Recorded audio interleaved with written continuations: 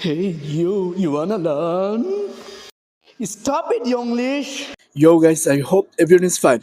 তো আমরা can I come in এটা কেন সাধারণত বলি না, আমরা কেন বলি যে may I come in? So আমরা যখন কোনো ক্লাসে ইন্টারভিউতে বা আমাদের ক্লাসে ঢুকতে যাই, স্যারের থেকে ম্যাডামের থেকে পারমিশন নেই যে ma'am may I come in. So এইটা হলো অ্যাপ্রোপ্রিয়েট, কিন্তু ক্যান আই কাম ইন এটা সাধারণত বলা হয় না।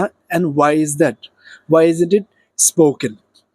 এটার রিজন হচ্ছে যে ক্যান আই কাম ইন এটাতে অ্যাকচুয়ালি আপনার অ্যাবিলিটি প্রকাশ পায় যে can I come in. Of course আপনার দুইটা পা আছে, দরজা খোলা আছে, আপনি অবশ্যই যেতে পারেন, কিন্তু আপনার কি অনুমতি আছে ভেতরে যাওয়ার? আপনার হয়তো অনুমতিটা নেই, তো অনুমতিটা নেওয়ার জন্যই এটা বলা হয় যে may I come in, can I come in? Of course you can come in, আপনার বললাম তারপর অ্যাবিলিটি আছে, বাট আপনার হয়তো অনুমতি দিবে না, তারা হয়তো ডিস্টার্ব হবে, তারা হয়তো চাচ্ছেন আপনাকে আসতে, বা এটা একটা ভদ্রতা যে আপনি পারমিশন নিয়ে কোথাও ঢুকবেন।